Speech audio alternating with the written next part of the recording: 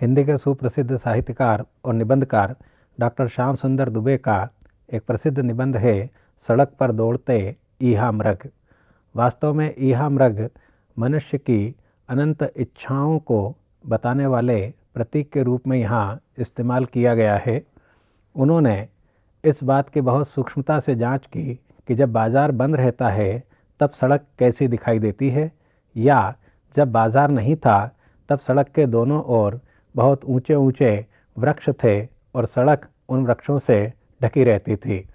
लेखक ने अपने निबंध में कहा है कि आज बाज़ार बंद था, सड़क को आज मैंने जी भरकर देखा। फैली फैली लंबी लंबी सड़क अपने एकांत में गदबदाई सी, पंक्तिबद्ध खड़े अशोक वृक्षों के नीचे मगन मन इस सड़क पर उतरती छाया प्रकाश की परछाइयों का कौतूहल दिन चढ़ते ही सूरज की उठान के साथ हजारहा डिज़ाइनों में तब्दील होने लगा था। झरे पत्तों और फूलों की अल्पनाएं रचने में मशगूल यह सड़क अपने आसपास से एकदम बेखबर सी थी। जो इक्के दुक्के लोग इसे नाप रहे थे वे भले ही जाने पहचाने नहीं थे, किंतु वे सड़क की इस सूनी भव्यता में आज बहुत आत्मीय लग रहे थे। बोलने बताने को आतुर वे सड़क के मौन को तोड़ते हुए कहना चाहते थे, किंतु आज सड़क उनसे बोलने बताने को तैयार नहीं थी। वह उन्हें अपनी अंकवार में, अपनी बाहों में भरकर बैठना चाहती है। सड़क आज बहुत उत्कंठित है, लालायित है। बंद के बीच आज वह कई दिनों से भूली बिसरी अपनी प्रिय कविता को याद कर रही है। जिस कविता को वह याद करना चाहती है वह कविता उस समय की है जब इसके आजू बाजू दुकानों का कोई वजूद नहीं था, जब इसके आसपास की ऋतुओं का निखालिस आवेग गुजरता था और इस आवेग के साथ यह सड़क हो लेती थी। कभी गुलमोहर की लाली में हंसती खिलखिलाती हुई, कभी हर सिंगार के छोटे छोटे फूलों से चौक पूरती हुई, कभी नीम की पकी निम्बोलियों की पीरी ओढ़े सकुचाती शर्माती हुई, और कभी धारासार वर्षा में आपाद मस्तक भीगती निचुड़ती हुई। समय बीतने के साथ इसकी कविता इसके हाथ से छूटती चली गई। भीड़ भाड़ की धकापेल में यह अकेली पड़ती गई। इसके दोनों ओर नक्शे खिंचे, फिर इन नक्शों में दीवारें उठी, दीवारों में शोकेस घुसे और इनके बीच बैठ गया बाज़ार। बाज़ार ने सड़क को क्या क्या नज़ारे नहीं दिखाए। जो सड़क पर हैं वे सड़क पर नहीं हैं। सड़क आकाश पाताल एक कर रही है पर सड़क दिखती नहीं है। लोग छलांग लगाते एक दूसरे के आगे निकलने की होड़ में दौड़ रहे हैं। ईहा मृग चौकड़ी भर रहे हैं। सब कुछ पाने की चाह में छलांग लगाते मंसूबों में पूरी दुनिया सिमट आई है। बाज़ार की दुनिया में जो है वह निरंतर औरे कछू हो रहा है। इस औरे कछू को पाने के लिए लोग हैं कि तोप तमंचा से आगे बढ़कर जीवाणु हथियार तक आ गए हैं। जिसे मेघों की करकाएं भी कंपित नहीं कर पाईं, उस हवा को साइनाइड गैस में बदल रही है। जिसको ज्वालामुखी का उत्ताप भी ताप नहीं दे पाया, आणविक अंगीठियां उस धरती के परकच्चे उड़ा रही हैं जो अपने असीम धैर्य के कारण धरा कहलाती है। जो जल जीवन का पर्याय है उसमें घोला जा रहा है फैक्ट्रियों का अपशिष्ट। नदियां बिलबिला रही हैं। मेलमत्ता और दुर्गंध को धोने पछोरने वाली नदियां स्वयं डूब गई हैं दलदल के दुस्सहनीय नरक में। आग जो अन्न को पकाती है, शीत को भेदती है और प्रकाश ऊर्जा का जो स्रोत है वह बिछ गई है सुरंग बनकर खेतों में, जहां अन्न की जगह मौत उगती है। विस्फोटक प्रकाश चीरता है। झाड़ों झुरमुटों, पंछी पखेरुओं, ढोर ढंगरों के प्राणों को हरा भरा जीवन का उद्यान झुलस जाता है। यह सब इसलिए कि बेतहाशा प्यास बढ़ रही है, रूप की, रंग की, रस की, गंध और ध्वनि की प्यास। इस प्यास को बुझाने वाले सारे पदार्थ आहुति में घृत का काम कर रहे हैं। डॉक्टर श्याम सुंदर दुबे वास्तव में कहना चाहते हैं कि आज मनुष्य अपनी अनंत इच्छाओं और लालसाओं को पूरा करने के लिए बाज़ार का भरपूर दोहन कर रहा है, और इस बाज़ार के चलते ही जहाँ खेतों में अन्न उपजना चाहिए था वहाँ आज बारूदी सुरंगें बिछा दी गई हैं, जहाँ पर जाने वाले लोगों को अपनी जान से हाथ धोना पड़ता है। रूप, रंग, रस, गंध, इनकी असीम प्यास ने मनुष्य को बेचैन कर रखा है। आगे वे लिखते हैं, तेल के कुओं से खींचा जा रहा है पेट्रोल, जिसकी अंजलि में जितना आ रहा है उतना कम पड़ रहा है। जिनके पास ताकत है, जो प्रजातांत्रिक मूल्यों की कोतवाली कर रहे हैं, जिनके सामने विश्व की पंचायत सहमी हुई है, वे अपनी महाअंजलि में समूची पृथ्वी का पेट्रोल भरकर समुद्र पाई अगस्त की मुद्रा में घटाघट पी जाना चाहते हैं। पेट्रोल पर अधिकार हुआ तो संसार को मनचाहा नाच नचाया जा सकता है। संसार की मंडियों पर अपना एकाधिकार स्थापित किया जा सकता है। फिर पृथ्वी पर भोग तृष्णा से पीड़ित समस्त ईहा मृगों को रेगिस्तानी मरीचिकाओं की झिलमिल परछाइयों में जलाभास के छलावों में भटका कर मुमूर्ष बनाया जाएगा, प्यासा बनाया जाएगा। इन मुमूर्ष मृगों को फिर दलित द्राक्षा के छींटे देकर होश में लाया जाएगा और फिर इन्हें मारक बिंदु तक भटकाया जाएगा। आगे आने वाले समय में सबसे बड़ा संकट जो उपस्थित होने वाला है दुनिया के सामने, वह है ऊर्जा संकट। और इसलिए दुनिया की प्रमुख महाशक्तियां चाहती हैं कि पेट्रोल पर उनका एकाधिकार हो, जिससे हम दुनिया के अन्य देशों को मनचाहा नाच नचा सकें, उनकी मंडियों पर अपना एकाधिकार स्थापित कर सकें। जहाँ तक भारत का सवाल है, तो भारत लगभग 85,000 करोड़ रुपए का पेट्रोल आयात करता है।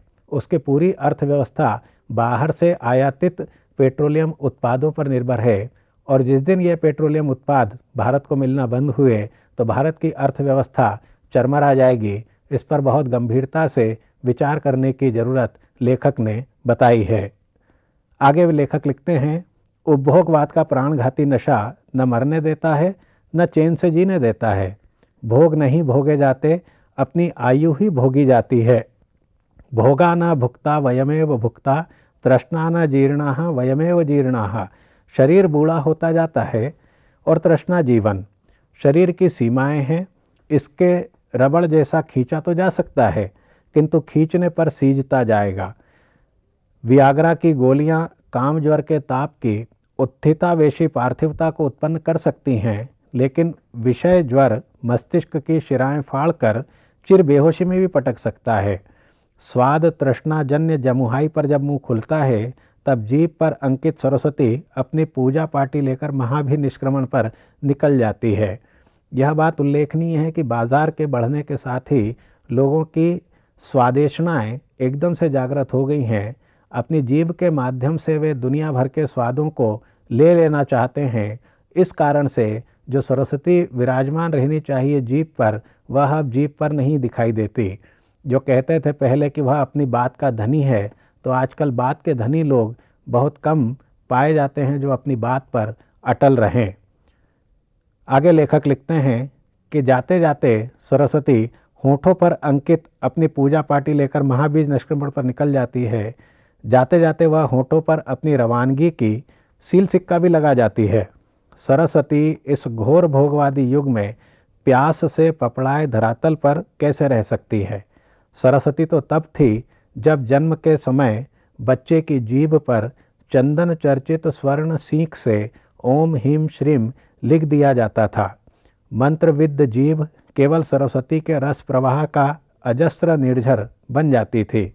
अपनी संपूर्ण लोलुपताओं को त्याग कर रचती रहती थी वेखरी के प्रतिकल्पी संसार, और कभी नहीं सूखती थी। स्वादेच्छाओं की तपिश में सरस्वती का गुजारा नहीं।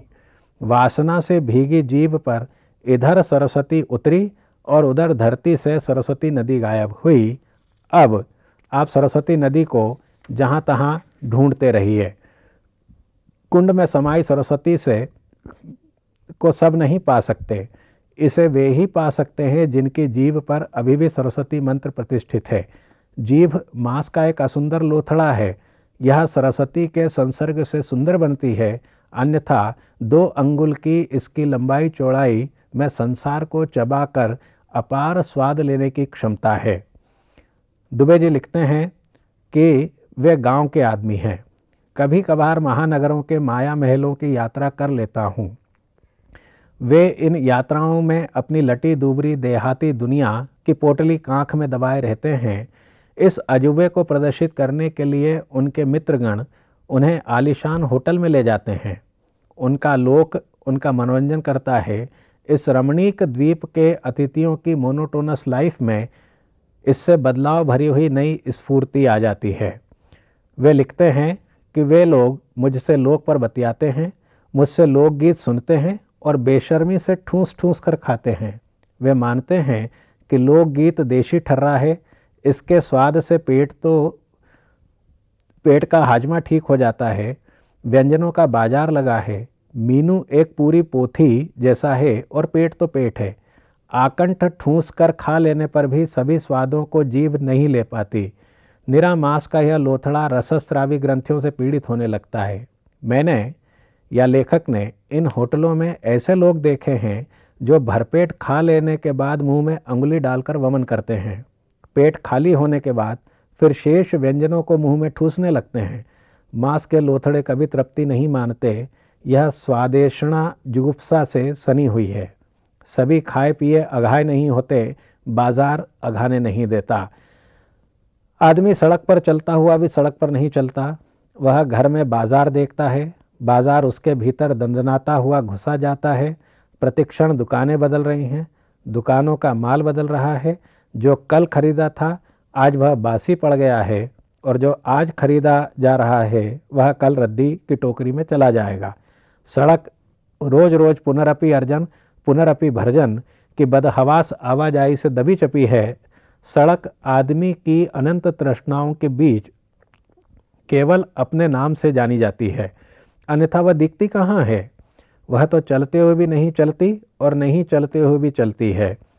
उपनिषद के निर्गुण सगुण का समन्वय सिद्धांत यहाँ दिखाई पड़ता है। तद एजति तद न एजति। वह चलता भी है और नहीं भी चलता है। अपने नाम से ही सड़क जानी जाती है। देखिए रूप नाम आधीना। होशियार लोगों ने किसी महापुरुष को उसके कंधे पर बेताल जैसा चढ़ा दिया है, जो हर आने जाने वाले से यक्ष प्रश्न करता है, किंतु कोई उसके प्रश्नों पर ध्यान नहीं देता।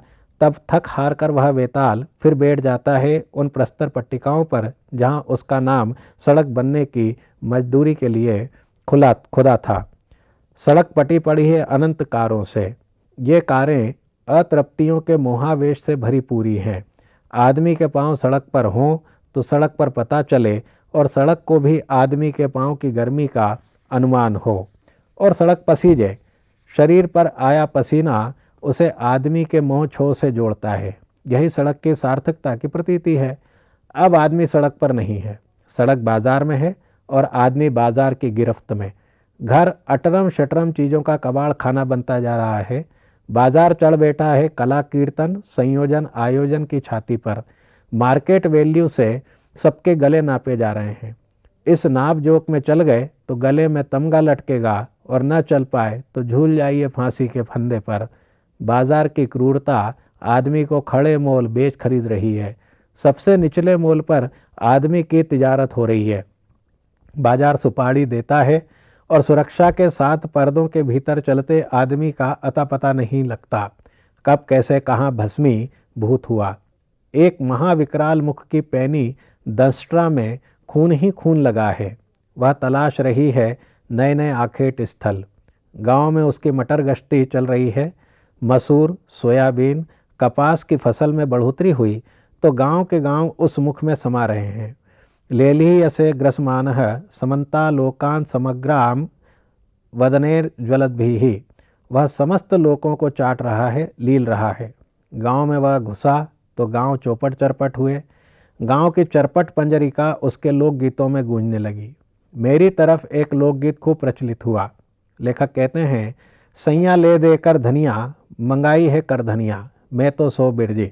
घर वाली को चाहिए 80 तोले की करधनी। वह मानवती है, बिरजी है, कोप भवन में सिंगार पटार फेंक कर ऐठी बैठी है। सैया ने उसकी ऐंठ एक ही वाक्य में तोड़ दी, मसूर को बिकने दो, मैं तुझे करधनी के साथ हार भी पहना दूंगा। मसूर और सोयाबीन से लहलाते खेत केवल पटवारी के खसरा खतौनी में खेतिहर किसान के नाम है। इनके दाने तो बाजार में गिरवी रखे हैं।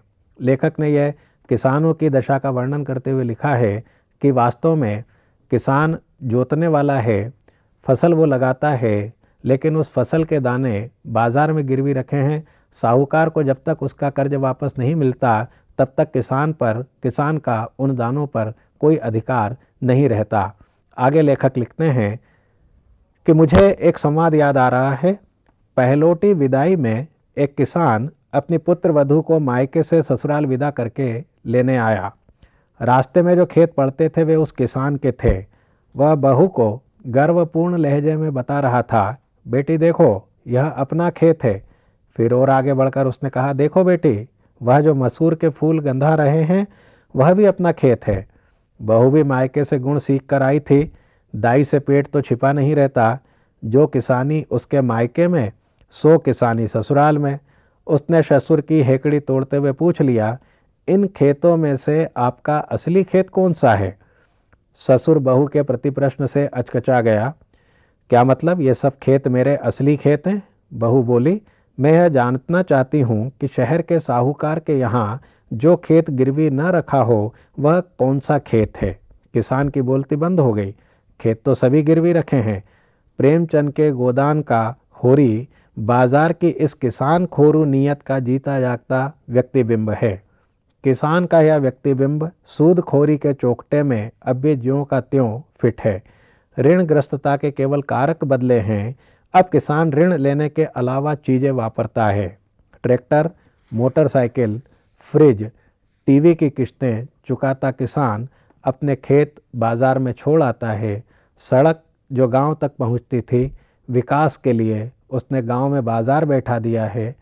टीवी आकाश मार्ग से पंच इंद्रियों की भूख बढ़ाने के विज्ञापनों का पंचतंत्र रच रहा है। वह जो गांव का आदमी छठे 6 माह से बाजार की सड़क पर आता था नमक, तेल, गुड़ और कपड़ा लत्ता खरीदने, अब वह भी इहा मृग बना डिपार्टमेंटल स्टोरों में घुस रहा है। जो उसे टीवी दिखाता है उसको भर रहा है क्रय पात्र ट्रालियों में। वह रोज इस सड़क पर होता है जो अव्यक्त भीड़ बनी गहमा गहमी पालती है। आज बाजार बंद है तो सड़क सुखी दिख रही है। काश सड़क पर बाजार न होता। यह समूचा संसार ही बाजार है तो बाजार से सड़क कैसे बचेगी? यह दुनिया बाजार है, मोदी है भगवान, जाकी जैसी हैसियत तोल देत समान। बाजार का रूपक संतों के काम भी आया है। अपने चौहट हाट में उन्होंने बाजार की सड़कों का नक्शा खींचा है। बाजार बंद और सड़क सूनी है। सड़क का सूनापन भीड़ की स्मृतियों का स्वैरालाप है। वास्तव में डॉक्टर श्याम सुंदर दुबे बाजार की बढ़ती गिरफ्त से बहुत चिंतित हैं। पूरा मनुष्य समाज, पूरी दुनिया के लोग इस बाजार की गिरफ्त में अपने को बेचैन महसूस कर रहे हैं। बाजार जितना बढ़ता जा रहा है उतनी मनुष्य की इच्छाएं अनंत रूप से बढ़ती जा रही हैं। मनुष्य अपनी इच्छाओं को जितना भोगता जाता है उतनी ही वह आग में घी डालने के समान और ऊपर की ओर जाती हैं। इसलिए लेखक का कहना है कि इस बाजार से मुक्ति का कोई उपाय जल्द ही खोज निकालना चाहिए। यदि बाजार मुक्ति का उपाय नहीं खोजा तो वास्तव में मनुष्य की सारी संवेदनाएं, मनुष्य की सारी करुणा या पूरी मानवीयता पर संकट उपस्थित हो जाएगा। जहां केवल आपसी लेन देन पर आधारित ही संबंध कायम रहेंगे, मनुष्यता आधारित जो संबंध हैं वो समाप्त प्राय हो जाएंगे। यहाँ लेखक ने अनेक उदाहरणों से यह बताने का प्रयास किया है कि पूरी दुनिया में जो ऊर्जा को लेकर के मारामारी चल रही है, खास करके दुनिया के प्रमुख देश चाहते हैं कि पेट्रोल उनकी गिरफ्त में रहे, पेट्रोल पर उनका अधिकार रहे, या उसके माध्यम से हम पूरी दुनिया पर एकाधिकार स्थापित करें। यह एकाधिकार की बात लेखक को बड़ी चिंतित करती है, क्योंकि इससे दुनिया के अनेक देशों की स्वतंत्रता खतरे में पड़ जाएगी। और सबसे बड़ी बात जो लेखक ने यहाँ पर इंगित की है वह है अपनी स्वादेशनाओं पर नियंत्रण किस प्रकार लगाया जाए। वास्तव में भारतीय संस्कृति का मुख्य जोर अपने स्वादेंद्रियों पर काबू करने का रहा है। योग शास्त्र में भी यह बताया जाता है कि अपनी स्वादेंद्रियों पर जो व्यक्ति काबू कर लेता है, वास्तव में उसका अपने पूरे मन पर या समूची इंद्रियों पर काबू हो जाता है। लेखक ने यहाँ जीव को केवल मांस का असुंदर लोथड़ा कहा है, लेकिन दूसरी तरफ यह भी बताया है कि इस असुंदर लोथड़े में पूरी दुनिया को चबा जाने की क्षमता मौजूद है। यदि हम अपनी जबान के पक्के होना चाहते हैं तो इसको स्वादेषणाओं से मुक्त कर इस जबान पर सरस्वती की प्रतिष्ठा करना आवश्यक है, जिससे कि समाज में शब्द शक्ति को बढ़ावा मिले। यदि समाज में शब्द शक्ति कम होगी तो वहाँ शस्त्र शक्ति बढ़ेगी, इस ओर भी लेखक ने इशारा किया है। तो कुल मिलाकर यहाँ लेखक कहना चाहते हैं कि बाजार की गिरफ्त से यदि दुनिया मुक्त होती है तो वह सुखी होगी, समृद्ध होगी और संपन्न होगी।